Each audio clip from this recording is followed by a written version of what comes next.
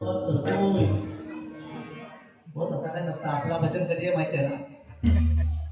आपला भजन आपला नाही, आपला भजन शेवटी असतं. आणि आपण भजन म्हणजे फक्त मस्करी चालली आपली राजमाग नको. मोदी सांगतात तर सांगू की मी माझ्या भजनाला सुरुवात करतो. आपलं भजन कधी असतं बुवा? आता नसतं. आपल्या भजनात अजून वेळ आहे. माझ्यापेक्षा जास्त आयुष्य तुम्हाला लाभो. बघा आता रूपाचा अभंग जास्त बोलला नाही, कारण आता पटापट बाहेर आपल्याला बघायला करून मनोरंजन पण झालं पाहिजे. या ठिकाणी रूपाचा अभंग त्याच्यात भगवंताचं रूप दिसलं पाहिजे साक्षात. ज्यावेळी पुंडलिक त्या भगवंताला पांडुरंगाला भेटायला आला त्यावेळी तो पुंडलिक काय करतो? आई वडिलांची सेवा करत होता, बरोबर ना? पण सेवा करता करता तो जगाचा मालक त्याला भेटायला आल्यानंतर त्याने काय केलं? एक वीट फेकली आणि त्या पांडुरंगाला सांगितलं की या विटेवरती तुम्ही उभे राहा.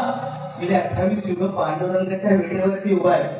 पण ती वीट आपण जिकडे तिकडे सांगतोय की त्या विटेला 6 बाजू आहेत. काम, क्रोध, लोभ, मद, मत्सर, माया असे 6 षटविकार भगवंताने आपल्या पायाखाली दाबून ठेवले, बरोबर ना? पण ती वीट म्हणजे नेमकं आहे तरी काय?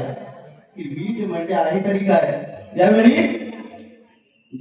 इंद्र, लक्षात घ्या मंडळी, ज्यावेळी इंद्र आणि चंद्र या दोघांनी अहिल्याला ज्यावेळी भ्रष्ट करायचा विचार केला, इंद्र आणि चंद्र, कोण?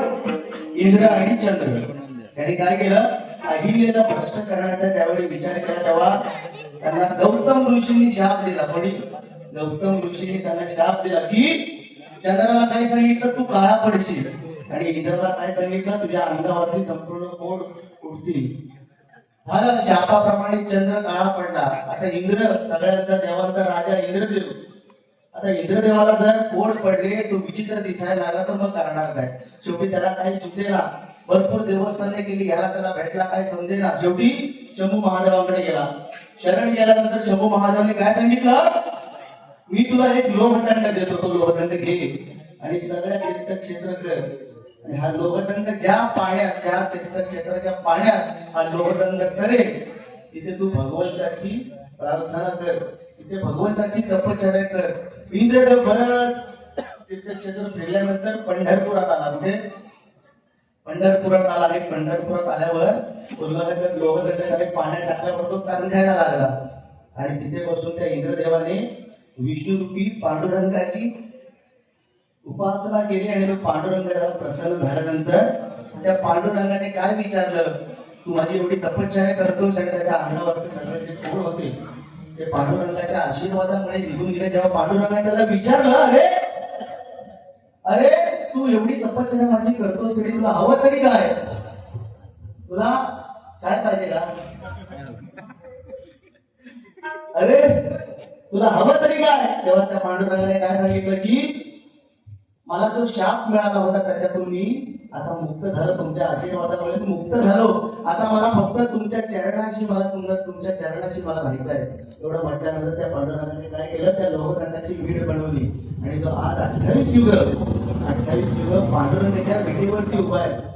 इंद्रदेवाने केलेली वीट आहे, बरोबर वा?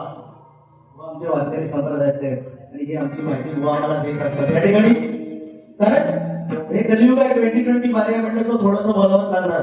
बोली सांगत नाही काढली, मी पण काय काढणार नाही, पण थोडस बोलावं लागणार.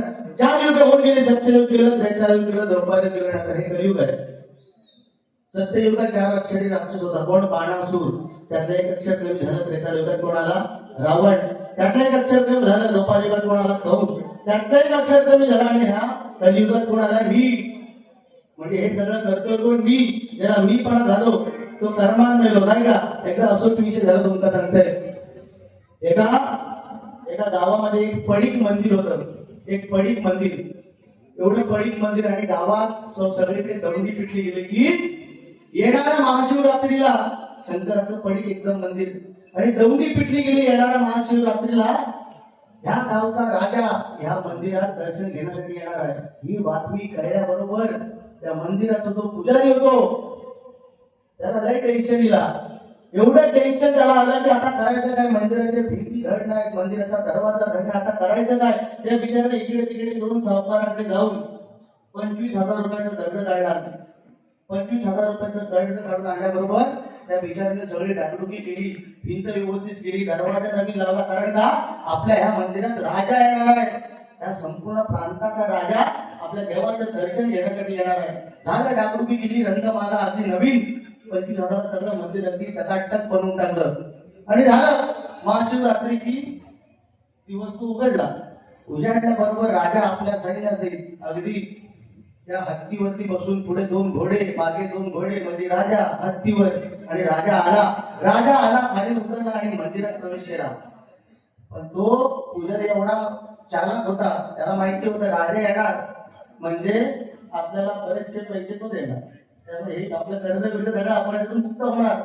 पण राजा आला, उतरला, थेट मंदिरात गेला. मंदिरात गेल्याबरोबर सगळ्या देवांचं दर्शन घेतलं आणि राजाने खिशात हात घातला आणि 1.25 रुपयाचा देवासमोर ठेवला. 1.25 ठेवल्याबरोबर तो बिचारा भरती टेन्शन मध्ये येतो. म्हणता एवढा केला करा मी राजासाठी, 25,000 रुपयाचा कर्ज काढला करा. तर राजा हा काय सांगते ते नंतर सांगते. बरोबर. अच्छा ठीक आहे, ओके, मराठी बोलतो. एवढं सगळं झालं आणि तो राजाने काय केलं, 1.25 रुपयाच्या देवासमोर ठेवला. असा काही विषय नाही बाबा, खरं सांगतो. सध्या भजन म्हणजे थोडंसं मालवणी बोलावं लागतं, असं काय नाही. तुम्ही सांगा त्या पद्धतीत वारी करायची आमची तयारी आहे. तुम्ही सांगा त्या भाषेत बोलायची आमची तयारी. इंग्लिश मध्ये बोला भाऊ की चलप्पा चलपवडा हा कन्नड चालेल, त्याची फरमाईशी घे. अरे इंग्लिश मध्ये पण करू आपली तयारी आहे, त्याचा काही विषय नाही. आणि तो 1.25 रुपयाच्या देवासमोर ठेवल्याबरोबर तो भटजी मात्र टेन्शन मध्ये आला आणि आता म्हणतो करायचं काय, एवढं कर्ज काढलंय खरं, आता माझं होणार कसं, कर्ज काढलंय खरं. आणि राजा आपला 1.25 रुपये ठेवून राजा आपला वाटेक लागला, आपल्या घराकडे गेला. एवढं केल्यानंतर त्या बिचाऱ्या भटजीने काय केलं, आता करायचं काय, 25,000 रुपये फेडणार कोण, एवढं राजासाठी केलं खरं, 25,000 फेडणार कोण. शेवटी तो एकदम हुशार हो, यांच्यासारखं एकदम हुशार. आणि काय केला, तो 1.5 रुपये आपल्या मुठीत घेतला. काय घेतला, 1.5 रुपये आपल्या मुठीत घेतला आणि थेट धावत गावाच्या वेशीवर आला. चार चौघांना त्याने जमा केला आणि काय सांगतोय, आज आपल्या देवळात राजा म्हणतो देवाच्या दर्शनासाठी आले होते आणि त्या राजाने बहुमूल्य अशी भेट, बहुमूल्य अशी देणगी या मंदिराला दिले आणि ह्या देणगीचा मी आज लिलाव करणार आहे. तो हुशार म्हणता आज मी या देणगीचा लिलाव करणार. असं ऐकल्याबरोबर लगेच एक सावकार उठाने म्हणतो मी 20,000 रुपये देतो.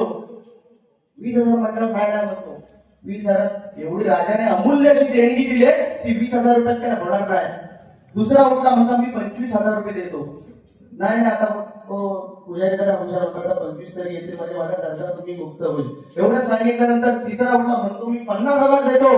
म्हणतो नाही एवढ्यात जमणार नाही, कारण राजाने दिलेली अमूल्य अशी देणगी आहे. आणि हळूहळू ही सगळी बातमी राजापर्यंत पोहोचली.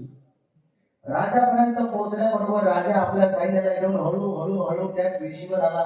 वेशीवर आल्यानंतर राजा टेन्शन मध्ये आला, अरे राजाची इज्जत त्या पुजाऱ्याच्या हातात. आता सगळ्यांना तर समजलं का माझी इज्जत केली. शेवटी राजाने त्याला काय सांगितलं, मी तुला 1.25 लाख रुपये देतो, पण ही मूठ तू उडू नकोस. म्हणून तेव्हापासून म्हण काय पडली, झाकली मूठ 1.25 लाखाची. समजलं. या ठिकाणी रूपाचा अभंग केला.